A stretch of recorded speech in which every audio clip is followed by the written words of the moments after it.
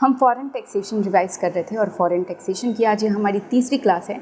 हमने ये देखा था कि कौन कौन से गाइडिंग प्रिंसिपल हैं, मतलब हमारे पास कुछ सर्कुलर्स हैं जो ये डिसाइड करते हैं कि एक कंपनी का एक इंडिया में पोएम इस्टेब्लिश हुआ या नहीं हुआ। तो हम 2 सर्कुलर देख चुके थे। आज हम ये डिस्कस करने वाले हैं कि अगर इंडिया में पोएम इस्टेब्लिश हो जाता है तो फिर उसका टैक्स कंसिक्वेंसेस क्या होगा, क्योंकि अभी तक वो कंपनी इंडिया में एसेस नहीं हुई है। तो इसका मतलब क्या, तो उसका WDV कैसे निकलेगा, उसका हम P&L कैसे बनाएंगे, जो हम अपना P&L बनाते हैं उसमें जो हम ब्रॉड फॉरवर्ड लॉसेस का कंसेप्ट है हमारे पास या डेप्रिसिएशन का कंसेप्ट है, उसका हम कैसे ट्रीटमेंट करेंगे। आज हम उन्हीं सारी चीज़ों को देखने वाले हैं। उसके पहले ये एक छोटी सी बात कि अगर बोलता है जितनी चीज़ें मैंने आपको बताई, गाइडिंग फैक्टर जितने भी सर्कुलर मैंने आपको दिए रिगार्डिंग दिस, कि आप डिसाइड कर लेना कि पोएम इंडिया में है या नहीं। अगर आपको उनसे भी अभी भी थोड़ी सी भी प्रॉब्लम लग रही है तो मैं आपको 2 चीज़ें और बताता हूँ। ये देखना कि where main and substantial activity of the company is carried out, कहाँ पे substantial activity of the company carried out है, और place where the accounting record of the company are kept, और कहाँ पे कंपनी के अकाउंटिंग रिकॉर्ड रखे हुए हैं। ये 2 चीज़ों से आपकी जो क्लैरिटी है, जो पहले आप कंफ्यूज थे, वो और क्लियर हो जाएगी। आगे बोलता है, it need to emphasize that the determination of POEM is to be based on all relevant factor. मैंने आपको बोला ये गाइडिंग फैक्टर्स है। व्हाट डज दैट मीन्स कि मैंने जो आपको पहले 2 सर्कुलर बताया उसमें जितने भी सर्कमस्टांसेस, जितनी भी चीज़ें दी हुई थी, सिचुएशंस, उन सबको आपको कंसिडर करना है और सारे रेलिवेंट फैक्ट को कंसिडर करके कोई भी एक पॉइंट आप ये सोचे कि मेरा जो नंबर ऑफ़ एम्प्लॉयज़ हैं इंडिया में वो 50% से ज़्यादा हैं, टोटल नंबर ऑफ़ एम्प्लॉय का 50% से ज़्यादा इंडिया में बेस्ड है, तो क्या ये एक सिंगल गाइडिंग फैक्टर हो सकता है to determine that POEM is in India? The answer would be no. आपको सारे रेलिवेंट फैक्ट को कंसिडर करना है related to the management and control of the company. It is not to be determined on the basis of the isolated factor. किसी isolated factor के basis पे आप ये चीज़ decide नहीं कर सकते हैं। By itself do not establish effective management as illustrated by the following example। जैसे कि आपको एक isolated factors के कुछ example दिए गए हैं कि अगर foreign company completely owned by Indian company है तो ये एक conclusive evidence नहीं बन जाता है कि वो company का पोएम इंडिया में हो जाएगा। जैसे मान लो कि बहुत सारी HUL है, ठीक है, ये एक सब्सी है ना यूनिलीवर लिमिटेड की, जो यहाँ पे हिंदुस्तान यूनिलीवर लिमिटेड करके चलती है। तो ऐसे ही अगर रिलायंस है, रिलायंस की अगर different part of the world में अगर कंपनीज़ हैं या फिर किसी भी और कंपनी की अगर अलग अलग जगह पे सब्सी है, JV है या एसोसिएट जो भी चीज़ें हैं, तो क्या सबको हम ऐसा मान लेंगे, सबके इनकम को यहाँ पे टैक्स कर देंगे और ये मानेंगे कि ये सबका पोएम इंडिया में हो गया है? The answer would be no. अगर कोई फॉरेन कंपनी कम्प्लीटली ओन्ड है इंडियन कंपनी से तो ये एक सिंगल फैक्टर ये नहीं बता सकता है, एविडेंस नहीं दे सकता है कि पोएम जो है उस कंपनी का इंडिया में हो गया। आपको जितने भी फैक्टर्स है सबको ध्यान में रखना पड़ेगा। The fact that there exist a permanent establishment of a foreign company in India would itself, this is WOULD, not be conclusive evidence that the condition for establishing poem in India have been satisfied। कि poem India में आ गया है, अगर कोई company है जिसका PE India में है, that is not a conclusive evidence. अगर PE इंडिया में हो गया तो क्या हो गया, कुछ काम कर रही होगी इंडिया से, but that is not a conclusive evidence कि आप ये कह सके कि अब इस कंपनी को जो है रेसिडेंट बना देते हैं, इसका पोएम इंडिया में। जब मैं बोलती हूँ पोएम इंडिया में हो गया, what does that mean? POEM India में मतलब कि वो कंपनी रेसिडेंट है, so that is not a conclusive evidence. Third point है, वन और some of the director of a foreign company reside in India. 1 या 2 डायरेक्टर अगर आपके 10 बोर्ड ऑफ डायरेक्टर्स हैं, बोर्ड ऑफ डायरेक्टर में 10 लोगों की टीम है डायरेक्टर्स की, और उसमें से 1-2 डायरेक्टर इंडिया में रहते हैं, सो that is also not a conclusive evidence कि हाँ इस फैक्टर को बेसिस बना के मैं बोल दूँ कि पोएम इंडिया में हो गया। बट ध्यान रखना मेरी एक बात को, आप एक चीज़ को समझ रहे होंगे यहाँ पे कि सब्सटेंस ओवर फॉर्म का कंसेप्ट आपने क्लास 12th में ही पढ़ा होगा। इस टॉपिक को समझ के आपको सब्सटेंस ओवर फॉर्म और अच्छे से समझ में आ रहा होगा। रीज़न बीइंग, मैं आपको यहाँ पे बोल रही हूँ कि अगर डायरेक्टर इंडिया में हैं तो ये एक कंक्लूसिव एविडेंस नहीं बनता है कि आपका पोएम इंडिया में हो गया। बट मैं अगर कहती हूँ कि आउट ऑफ 10 डायरेक्टर जो हैं बोर्ड ऑफ डायरेक्टर्स में, उनमें जो 2 डायरेक्टर जो इंडिया में हैं, सारे की डिसीजन, मैनेजमेंट डिसीजन यही 2 डायरेक्टर लेते हैं, तभी पोएम इंडिया में बन गया। मतलब कि आपको किसी भी सिचुएशन का सब्सटेंस देखना है ओवर फॉर्म। किसी एक लाइन को येस या नो करके हम कोई भी चीज़ डिसाइड नहीं कर सकते, एक कंक्लूसिव एविडेंस नहीं दे सकते हैं। इसलिए आपको क्या देखना है, सब्सटेंस देखना है over form. The 4th point आपका बोलता है कि अगर लोकल मैनेजमेंट इंडिया में सिचुएटेड है, then that is also not a conclusive evidence कि हम ये कह सकें कि पोएम का जो कंडीशन है वो सेटिस्फाइड है। 5th point, existence of India of support function, मतलब कि मान लो कोई कंपनी है वो यूएसए में है, और अगर उसका पेरोल जो है प्रोसेस होता है इंडिया में, क्या पता वहाँ पे मैनफोर्स वहाँ पे महंगा है, तो यहाँ पे वो अपना पेरोल प्रोसेस कराते हो या कुछ बैकएंड का काम है वो यहाँ से कराते हो, that doesn't mean, that is not a conclusive evidence कि अब इस कंपनी का जो है पोएम इंडिया में इस्टेब्लिश हो गया। It is reiterated that the type of principle for determining the poem are for guidance only. No single principle will be decisive in itself. मैं आपको पहले ही बता चुकी हूँ कि कोई एक सिंगल प्रिंसिपल को आप येस और नो किसी बेसिस पे कह के ये नहीं कह सकते हैं कि आप पोएम इंडिया में हो गया। आपको सब्सटेंस देखना पड़ेगा over form. are not to be seen with reference to any particular movement in time, rather activities performed over a period of time. आप समझ रहे हैं, बार बार एक एक लाइन में आपको यही सारी चीज़ें बोली गई हैं कि किसी एक को येस नो बना के आप डिसाइड मत कर लेना। ये सिर्फ एक गाइडेंस पर्पस के लिए है, बट आपको देखना है कि एक्टिविटीज़ कैसे परफॉर्म हो रही हैं। जैसे मैंने अभी आपको एग्जांपल दिया कि अगर 10 में से 2 डायरेक्टर इंडिया में है तो ये कंक्लूसिव एविडेंस नहीं बनता है कि आपका पोएम इंडिया में है। बट अगर वही 2 डायरेक्टर ऐसे डायरेक्टर हैं जो कि कंपनी के सारे डिसीजन मेकर हैं, जो कि कंपनी के की मैनेजमेंट की डिसीजन ले रहे हैं, तो फिर आपका पोएम इंडिया में बन जाएगा। ऐसा माना जाएगा कि ये पोएम इंडिया में है और कंपनी इंडिया से ऑपरेट हो रही है। Over a period of time during the previous year need to be considered. और ऐसा नहीं कि किसी एक पॉइंट पे अगर मैंने कहा कि ये 2 डायरेक्टर जो हैं हाईली इन्वॉल्व है, जैसे मैं अपने डायरेक्टर वाले एग्जांपल पे आती हूँ इस पॉइंट को समझाने के लिए, कि अगर जो 2 डायरेक्टर हैं वो अगर मान लो इस साल मैंने देखा कि पहले तो पॉइंट आपको ये बोलता है अगर 2 डायरेक्टर इंडिया में हैं तो वो आपका कंक्लूसिव एविडेंस नहीं है, ठीक है जी।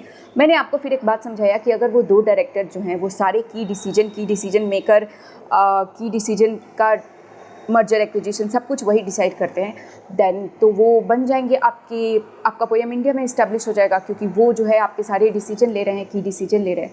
बट अगर मैं कहती हूँ कि 23-24 में, मेरी बात को ध्यान देना, मर्जर हुआ तो इन 2 डायरेक्टर की बहुत बड़ा रोल था इन डिसाइडिंग दिस कि ये मर्जर हो जाना चाहिए, ये मर्जर हमारी कंपनी के बेनिफिट में है।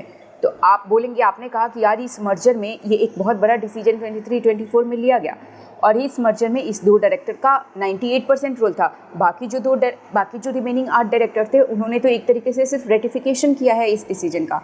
तो क्या ये कंक्लूसिव एविडेंस बन गया? The answer would be no. Answer would be no. Why I am saying this, कि मान लो कि अगर ये 2 डायरेक्टर जो थे वो एक्सपर्टीज़ हैं, किस चीज़ के एक्सपर्टीज़ हैं? ये एक्सपर्टीज़ हैं, ये सीए हैं, ये चार्टर्ड अकाउंटेंट हैं और इन्हें ड्यू डिलिजेंस का या फिर कंपनी के अदर डिसीजन का, ये जो फाइनेंशियल डिसीजंस होते हैं इनको लेने में ये एक्सपर्टीज़ है, और उन्होंने अपना कैलकुलेशन किया और कैलकुलेशन के बेसिस पे ये डिसाइड किया that no this merger would benefit our company, तो ये मर्जर हो जाना चाहिए। तो क्या अब इस फैक्टर को देख के आप बोलोगे कि पोएम इंडिया में है? The answer would be no. कल को अगर कोई टेक्नोलॉजी ड्रिवन डिसीजन अगर कंपनी को लेनी है तो वो अपने जर्मनी वाले डायरेक्टर को कंसल्ट करेगी, होता है कि नहीं होता है? जो जिसमें एक्सपर्ट होता है हम उसको कंसल्ट करते हैं। तो आपको कोई एक एक्टिविटी को देख के डिसाइड नहीं कर लेना है कि ये एक एक्टिविटी इस पर्टिकुलर ईयर में एक इम्पॉर्टेंट डिसीजन इंडिया में लिया गया है, तो नहीं। Activities over a period of time आप देखोगी। क्या हमेशा से मैं देख रही हूँ कि 4 से 5 साल, ये जब से कंपनी इनकॉर्पोरेट हुई है, जब से ये डायरेक्टर्स आए हैं, तब से मैं ये देख रही हूँ कि यही डायरेक्टर सारे डिसीजन ले रहे हैं। उस केस में हम बोलेंगे कि हाँ, ये जो पोएम है जो अब इंडिया में इस्टेब्लिश हो गया। आप समझ रहे हैं, मैं बार बार वही बोल रही हूँ कि यहाँ पे कुछ भी नहीं है। मैं किसी चीज़ को, जब तक कि मैं सिचुएशन को समझूंगी नहीं कि यहाँ पे हो क्या रहा है, कैसे चीज़ें चल रही हैं, until and unless I do not go into the depth of the case, I won't be able to say कि पोएम इंडिया में इस्टेब्लिश होगा या नहीं होगा। ये हटाओ।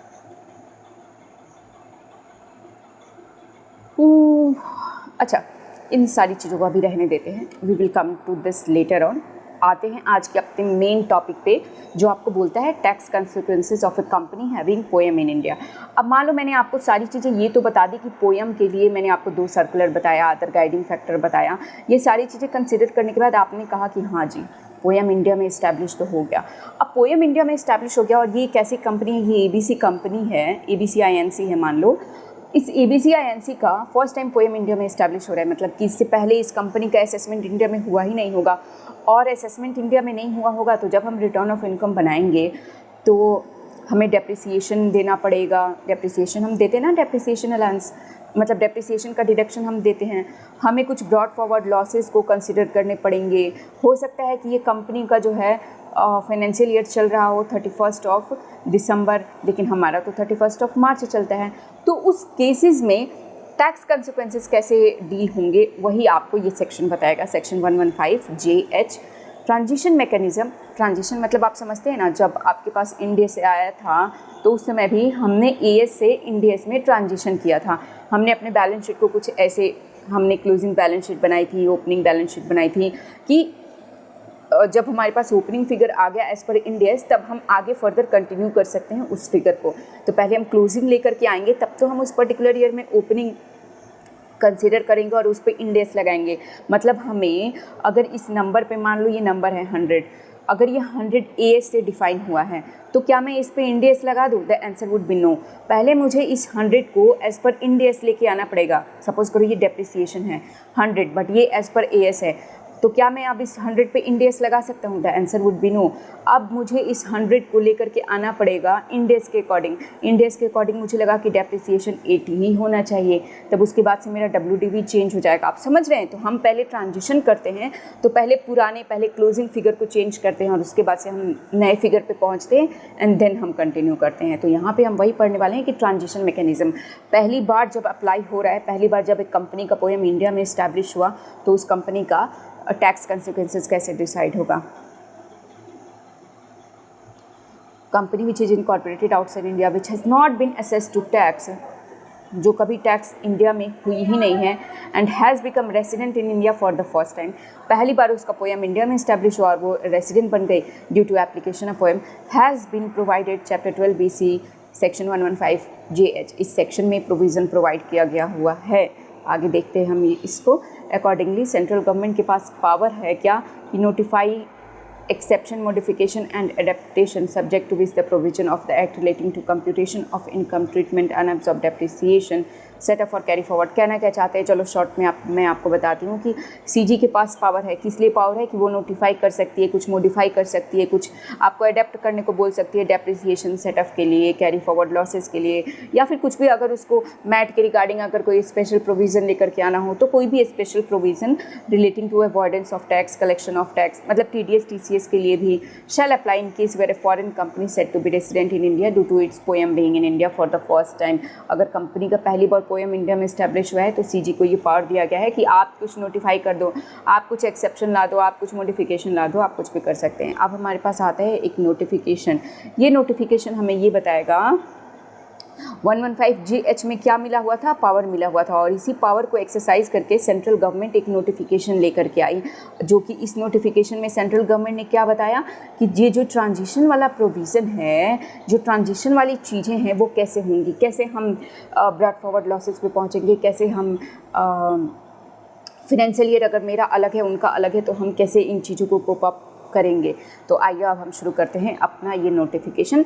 JH आपको समझ में आ गया ना? JH में सिर्फ ये लिखा हुआ है कि CG को पावर दे दिया गया है कि आप नोटिफाई करो, एडेप्टेशन लाओ, मॉडिफिकेशन लाओ, बट फिर जो भी चेंज करना है, जो भी एडेप्टेशन नोटिफिकेशन लेके आना है वो गवर्नमेंट लेके आई अपने 29/2018 वाले नोटिफिकेशन में। तो चलिए इसे शुरू करते हैं, बहुत ही इंपॉर्टेंट टॉपिक है।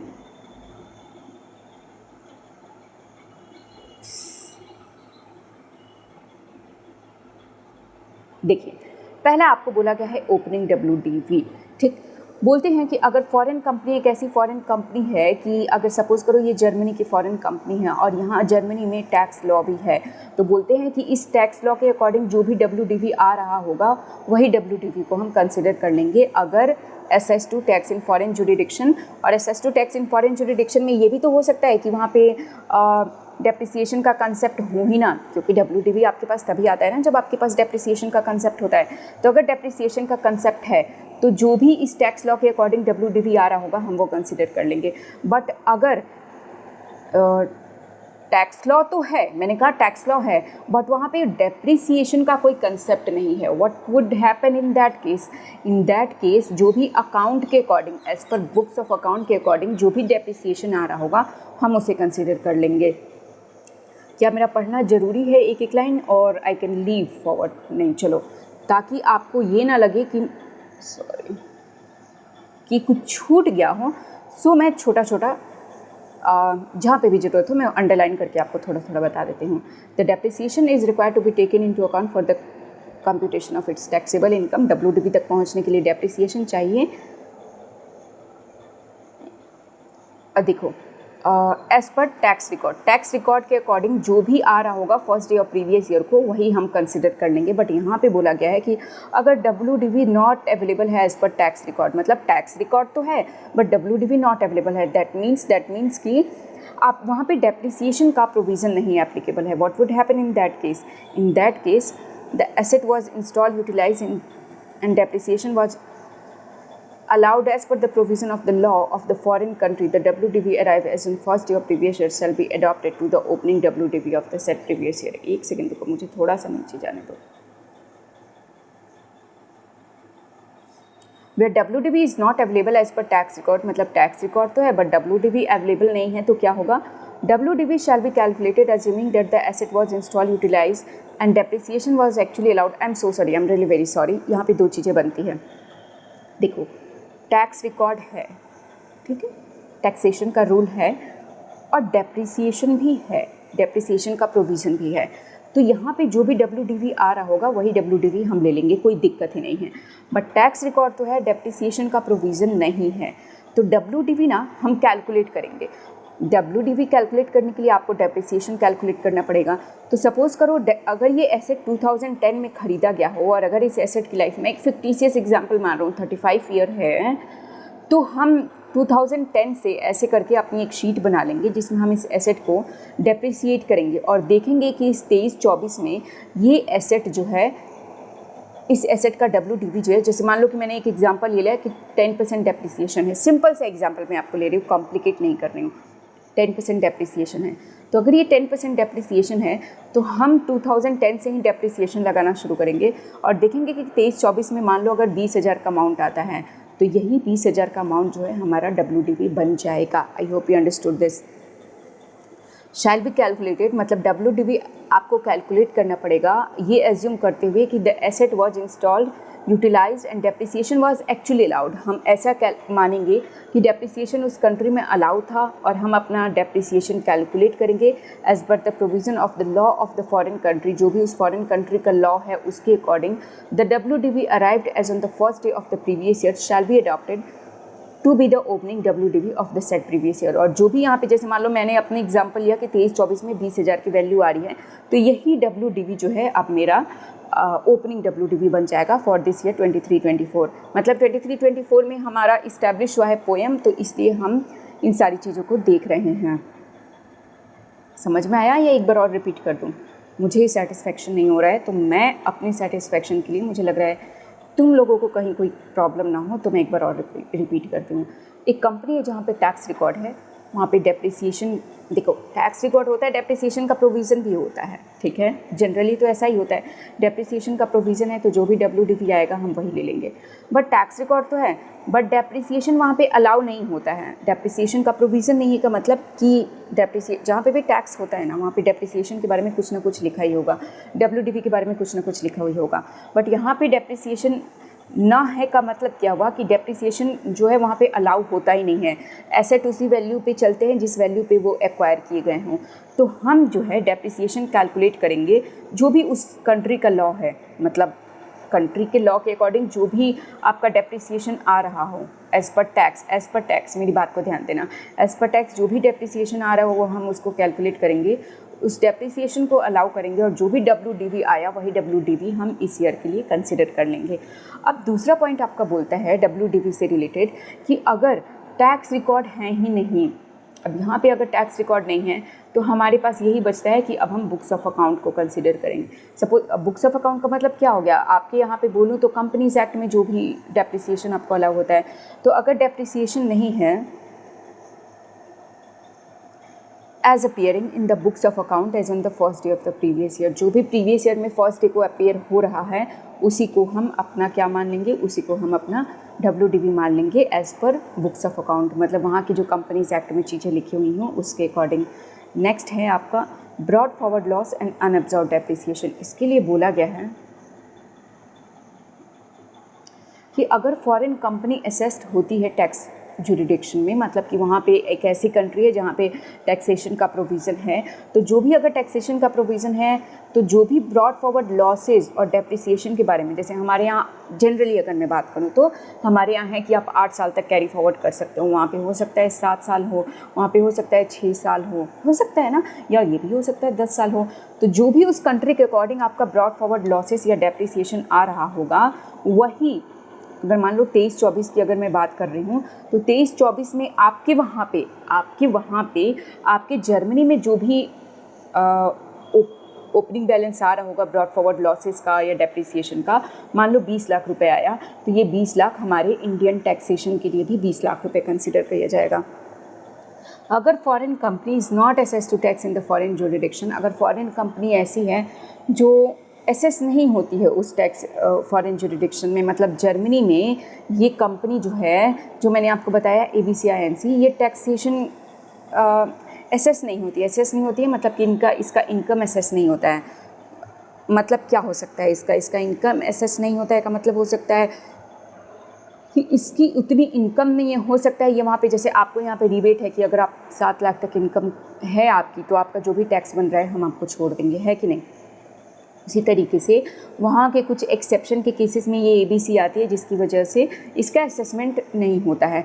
तो जो भी ब्रॉड फॉरवर्ड लॉसेस या डेप्रिसिएशन है as per books of account, ठीक है। अब फिर से हम चले जाएंगे किस पे, बुक्स ऑफ अकाउंट पे, prepared in accordance with the law of that country, जो भी उस कंट्री का लॉ बोलता हो, जैसे हमारे यहाँ कंपनीज एक्ट बोलता है वहाँ पे कुछ और हो सकता है, तो उसके अकॉर्डिंग जो भी ब्रॉड फॉरवर्ड लॉसेस और डेप्रिसिएशन आता होगा उसी को हम कंसिडर कर लेंगे। जो भी ब्रॉड फॉरवर्ड लॉस है या अनअब्जॉर्ब्ड डेप्रिसिएशन है वही माना जाएगा कि loss of unabsorbed depreciation first year of the set previous year shall be allowed to be set off and carry forward for the remaining period. ये पैरा आपको सिर्फ इतना बोलना चाहता था, रिमेनिंग पीरियड, मतलब चलो आपको ऐसे बोलती हूँ, ब्रॉड फॉरवर्ड लॉस 20 लाख का आ गया और डेप्रिसिएशन 20 लाख का आ गया, तो क्या अब हमारे यहाँ ये है ना कि 8 साल तक आपको, एक जनरल सी बात मैं बोल रही हूँ कि 8 साल तक आप कैरी फॉरवर्ड कर सकते हैं, तो क्या ये 20-20 40 लाख, अच्छा डेप्रिसिएशन इंडेफिनिट पीरियड के लिए होता है, प्लीज़ अभी कुछ भी दिमाग मत लगाना, एक काम करती हूँ डेप्रिसिएशन कट कर देती हूँ। ब्रॉड फॉरवर्ड लॉस मैंने माना 20 लाख रुपए, ठीक। अब मैं आपको बोलना चाहती हूँ कि क्या ये 20 लाख 23-24 से लेकर के फर्दर 8 सालों तक आपको मिलेगा, क्या होगा इसका, या रिमेनिंग 8 पीरियड तक मिलेगा। तो लॉ आपको यही बोलता है कि सपोज़ करो अगर ये पिछले 2 साल में हुआ, अगर ये 20-21 में हुआ है, तो अगर मैं 8 साल कैलकुलेट करूँ तो 22, 23, 24, 25, 26, 27, 1, 2, 3, 4, 5, 6, 7, 8, ये ईयर 28-29 तक मिल सकता है, ठीक है, 28-29 तक।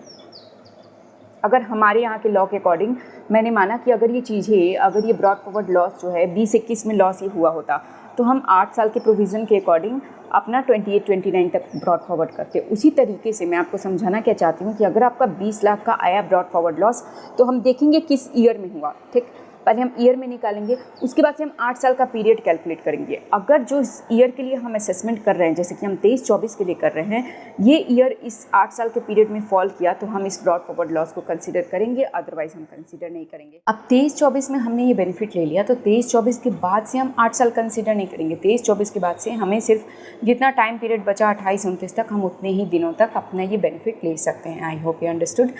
और आगे बोलता है कि अगर ब्रॉड फॉरवर्ड लॉस या डेप्रिसिएशन जो है मान लो रिवाइज या मॉडिफाइड हो जाते हैं। मान लो उधर जर्मनी में असेसमेंट चल रहा था ABC का, तो जो 20 लाख ब्रॉड फॉरवर्ड लॉस था वो अब बढ़ के 30 हो गया या ये घट के 10 हो गया। तो जो भी हमारे पास रिवाइज होने के बाद से अमाउंट आया हम उसी को कंसिडर करेंगे। रिवाइज्ड और मॉडिफाइड जो भी हुआ हम उसी को कंसिडर करेंगे। आगे बढ़ते हैं। देखो एक एक लाइन में नहीं पढ़ने वाली हूँ, ऑब्वियसली क्लास बल्कि हो जाएगी। मैं सिर्फ आपको जहाँ पे इंपॉर्टेंट लग रहा है ताकि आपको सेटिस्फेक्शन हो जाए कि हाँ जो प्रोविज़न थे मैंने आपको वो बता दिया, that is why I am circling. Otherwise I know that I have covered everything and whatever I am saying there is not one bit of provision or one bit of a line which you have missed out, but let's not make the class bulky and let's revise it, let's make it to the purpose of revision. आगे है कि अगर loss और unabsorb depreciation of the foreign company shall be allowed to be set off only against such income of the foreign company. देखो यहाँ पे क्या बोलते हैं, जहाँ पे ज़रूरत लगेगी मैं पढ़ूंगी। चलो यहाँ पे क्या बोलते हैं कि रॉयल्टी है, और रॉयल्टी जो है आपकी टैक्सेबल हो रही है इंडिया में। क्यों? क्योंकि यूटिलाइज़ हो रही है इंडिया में। अगर आपको याद हो तो, नहीं याद है तो कोई बात नहीं। रॉयल्टी का ऐसा प्रोविज़न होता है कि अगर वो यूटिलाइज़ हो रही है इंडिया में तो वो टैक्सेबल हो जाएगी इंडिया में, ठीक है। तो अगर आपका पोएम इंडिया में ना बनता तो भी ये @10% के हिसाब से टैक्सेबल होती, बट क्योंकि आपका पोएम इंडिया में बन गया है तो आपका PGBP का 50 लाख का इनकम है जो कि इंडिया में टैक्सेबल हो रहा है अपार्ट फ्रॉम दिस 10 लाख। अब बोलते क्या है कि जो अनअब्जॉर्ब डेप्रिसिएशन की बात हम कर रहे हैं या लॉस की बात कर रहे हैं, उसका जो हम सेट ऑफ करेंगे ना वो सिर्फ इससे करेंगे, उस इनकम से करेंगे जो टैक्सेबल हो रही हैं due to the company has मतलब कंपनी का जो पोएम है वो इस्टेब्लिश हो गया है इंडिया में। उससे नहीं करेंगे जो इनकम ऑलरेडी हमारी टैक्सेबल होती, जिसका पोएम पे कोई इफेक्ट नहीं है, जो अगर पोएम ना भी बनता तो भी टैक्सेबल होती। अब profit and loss and balance sheet एक काम करते हैं, चलो इसको एग्जाम्पल से समझते हैं। मैंने आपको कहा कि हमारे यहाँ का फाइनेंशियल ईयर है 22-23। चलो मैंने एग्जाम्पल लिया 22-23 तो मैंने यहाँ पे ले लिया, ठीक है। मेरा FY है 22-23 क्योंकि हमारा मार्च में ख़त्म होता है। बट जो कंपनी है, जो जर्मनी कंपनी है, उसका ख़त्म होता है 31 दिसंबर, ठीक है।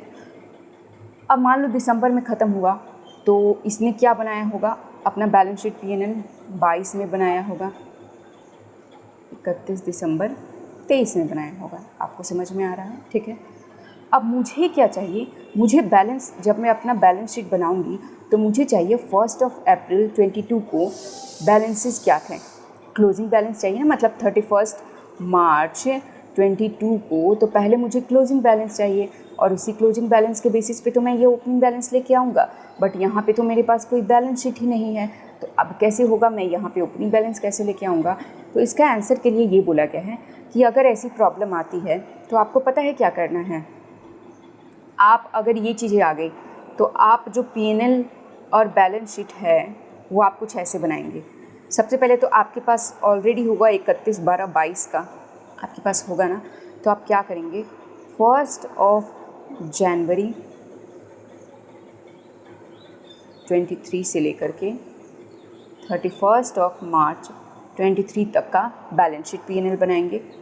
फिर 1 अप्रैल 23 से लेकर के, यहाँ पे आपने बैलेंस शीट PNL बना लिया तो आपके पास क्लोजिंग बैलेंस आ गया ना बैलेंस शीट का। जब क्लोजिंग बैलेंस आपके पास बैलेंस शीट का आ गया तो आप 1 अप्रैल से आप जो है ओपनिंग बैलेंस अपना पिक कर सकते हैं, बैलेंसेस जो भी आपके बैलेंस शीट में आ रही हैं, से 31 मार्च नॉर्मल वाली जो बैलेंस शीट PNL है। यार कुछ गड़बड़ कर रही हूँ क्या मैं, अच्छा सॉरी, ये FY 22-23 है, ठीक है। चलो रुको, मैंने थोड़ा सा ईयर जो है तो गड़बड़ कर दिया है। हम जो असेसमेंट कर रहे हैं वो किसका कर रहे हैं, 22-23 का कर रहे हैं, ठीक जी। जब हम 22-23 का कर रहे हैं तो हमारे पास 31/12/22 का होगा ना, ऑब्वियसली होगा। अब हमें चाहिए 22-23 का, 22-23 का चाहिए, मतलब कि हमें चाहिए 1 अप्रैल 22 का हमें बैलेंसेस चाहिए, जिसके लिए हमें निकालना पड़ेगा कि 31 मार्च 22 को क्या बैलेंस था बैलेंस शीट बनाने के लिए। क्योंकि आपको बैलेंस शीट के लिए तो ओपनिंग क्लोजिंग का नंबर चाहिए होता है, पीएनएल के लिए तो नहीं चाहिए होता है, बट फिर भी क्योंकि हमारे पास ये क्वेश्चन अराइज हो गया है तो लॉ हमें बोलता है कि अब आपको अपना बैलेंस शीट पीएनएल जो है कुछ इस तरीके से बनाना पड़ेगा। सबसे पहले तो आप बनाएंगे किस चीज़ का, आपके पास अप टू दिसंबर 22 तक का होगा। अब आप 1 जनवरी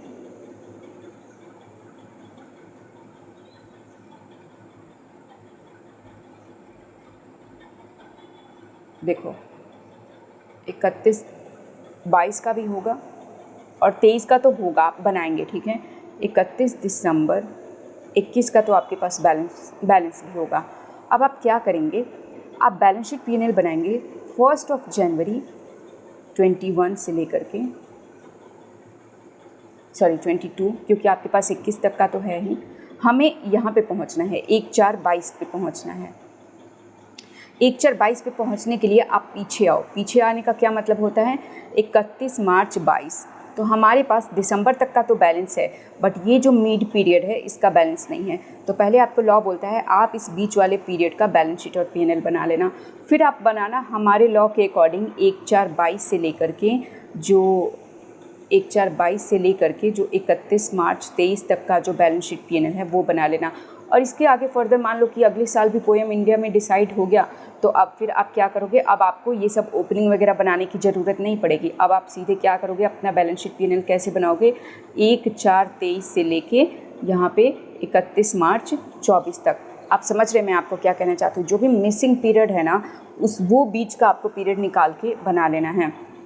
अगर आपको इस एग्जाम्पल से समझ में नहीं आया तो हम क्या करते हैं, मैं आपको एक और एग्जाम्पल देती हूँ।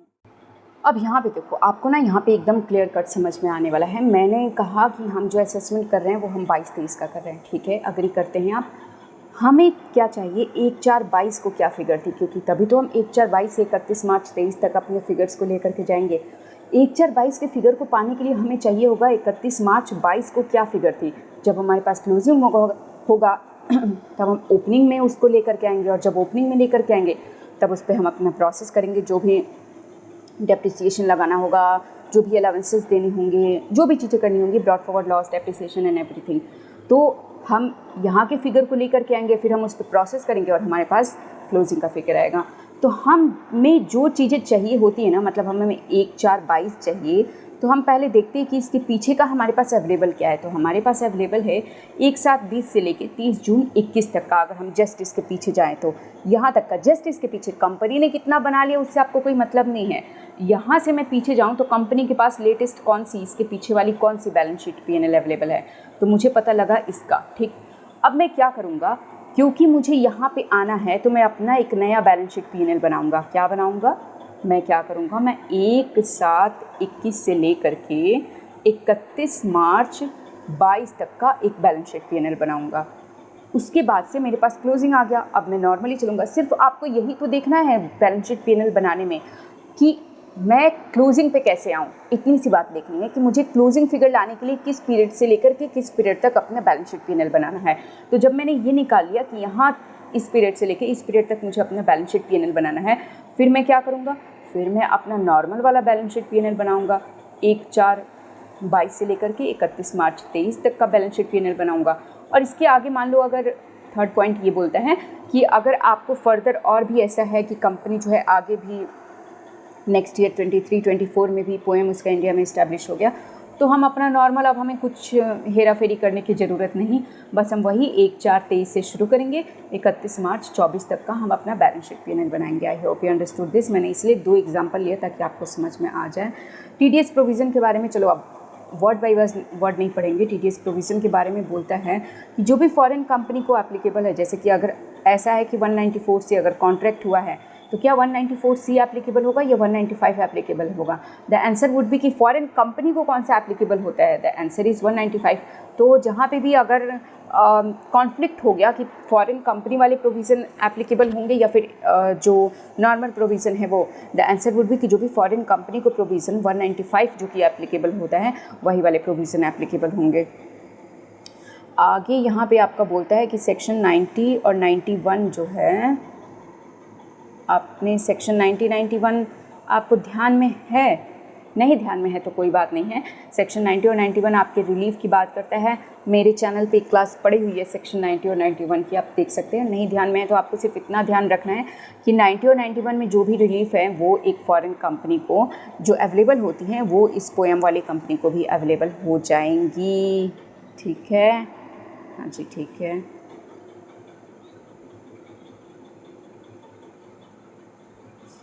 अब देखो यहाँ पे एक पॉइंट बोला गया है कि जो भी एक्सेप्शन, मॉडिफिकेशन या एडेप्टेशन है वो उन्हीं इनकम के लिए एप्लीकेबल होगा जो income due to virtue of the company has become resident in India because POEM is establish in India.